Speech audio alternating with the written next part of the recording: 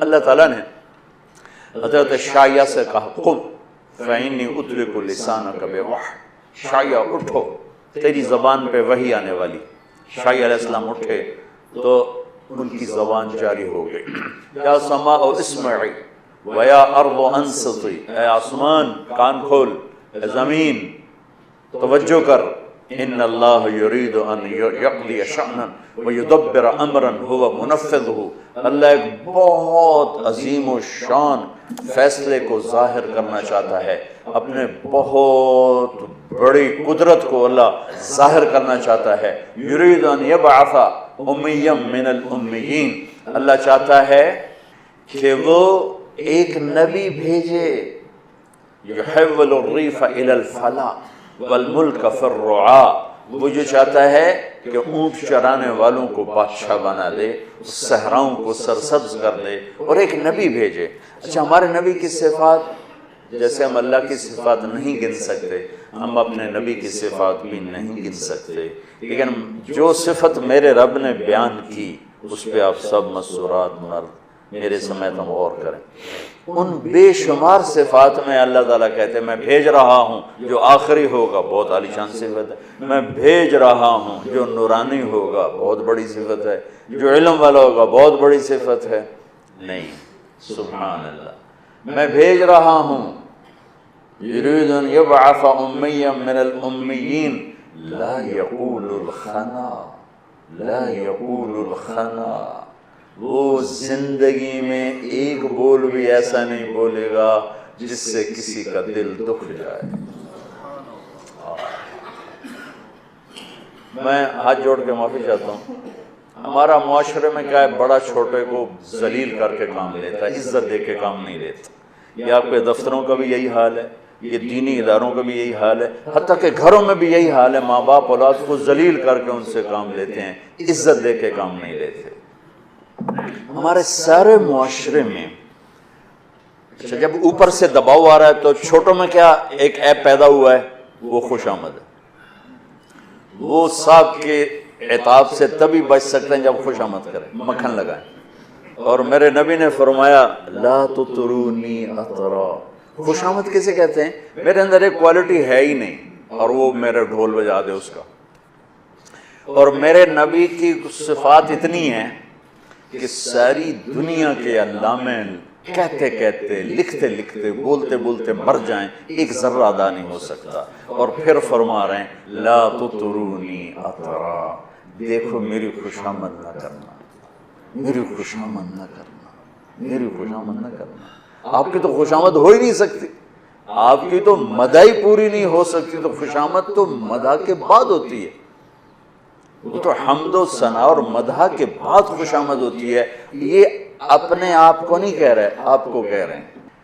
اور آپ نے کہا یا معاذ، یہ بات چھڑ گئی تو تھوڑی سی خوش بھی سیرت کی بات ہے، یا معاذ ایاک والتمحض فانہ الذب، معاذ کبھی کسی کی خوش آمد نہ کرنا، یہ اگلے کو ذبح کر دینے والی چیز۔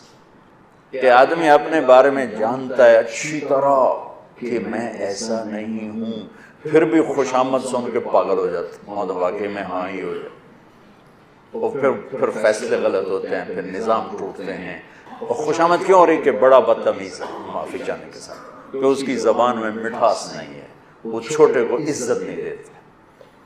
میرے نبی نے تو اولاد سب سے بڑی نوکر ہوتی ہے، میں قربان جاؤں اپنے نبی کی سیرت پر۔ آپ نے فرمایا اکرموا اولادکم، اپنی اولاد کو بھی عزت دو، اپنی اولاد کو بھی عزت دو۔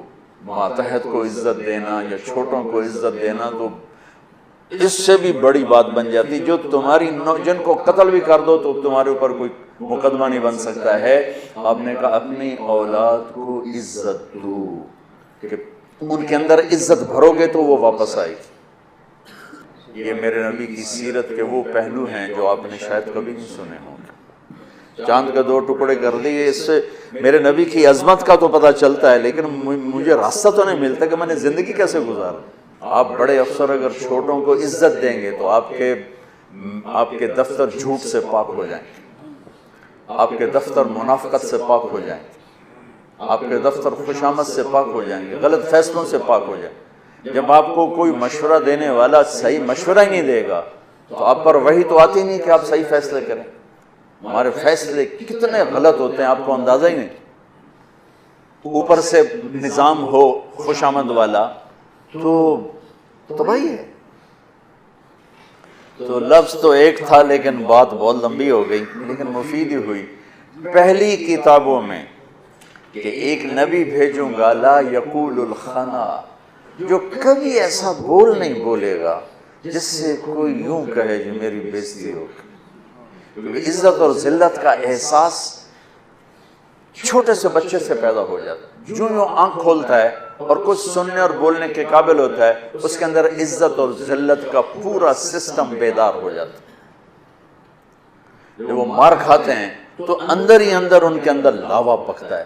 جب وہ 3 سال کے اسکول بھیجے جاتے ہیں اور روتے ہوئے جاتے ہیں تو ان کے اندر ایک نفرت پیدا ہوتی ہے۔ ہم ماتحت کو ذلیل کریں، اوپر والوں کو مکھن لگائیں، نیچے والوں کو ذلیل کریں، یہ مائیں اپنے بچوں کو ماریں بھی صحیح پھر کہیں ان کی وہ خدمت بھی کریں گے، کیسے ہوگا؟